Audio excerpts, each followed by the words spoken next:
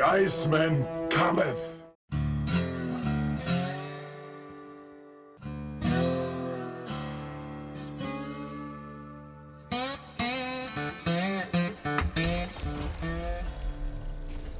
Hey guys, how you doing?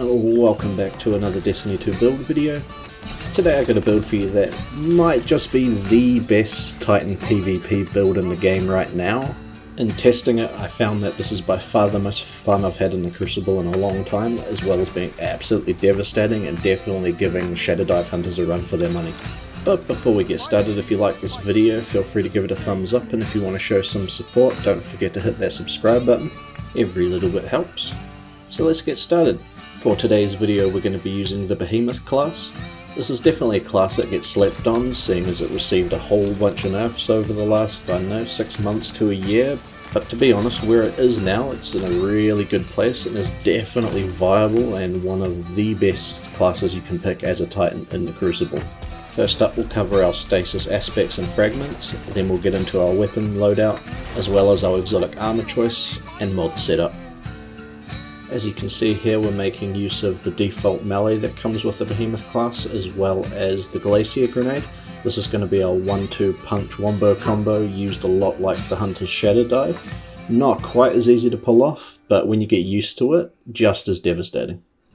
For our first aspect, we're going to be using Cryoclasm. We're mostly just going to be using this for the increased slide distance and mobility, and occasionally to shatter crystals if our melee is ever on cooldown, which isn't going to be that often with this build. Next we have Tectonic Harvest. We're mostly just using this for the 2 fragment slots, as well as combining that with those fragments to give us increased tankiness when we're playing up close and aggressive, which we're going to be doing a lot with this build. For our 3 fragment slots, we're going to be using Whisper of Rhyme, Whisper of Conduction, and Whisper of Chains.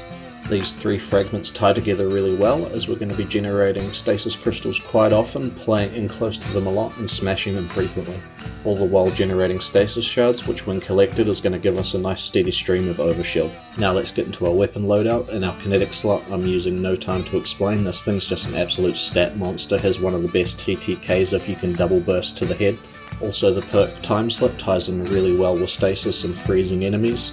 If you hit your precision shots and frozen enemies, you'll find you get your little portal buddy up in no time.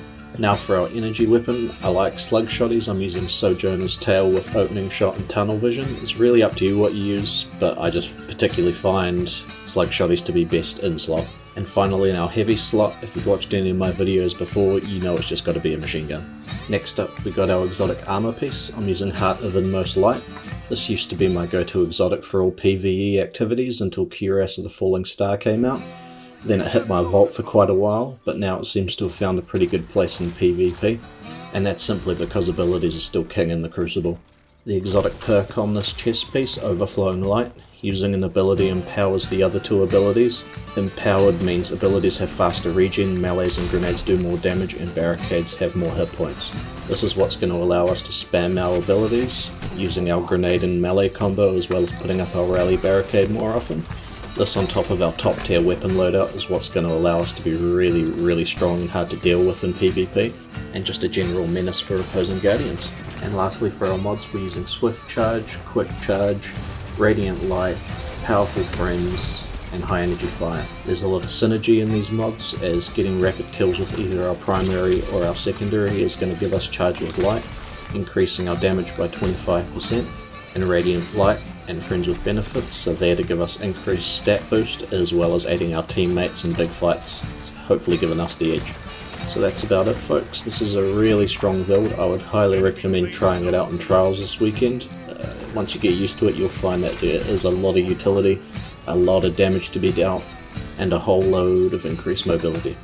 But yeah, I hope you found this helpful. If you like this video, give it a thumbs up, and if you want to see more, don't forget to subscribe. And as always, Ta-ta and farewell!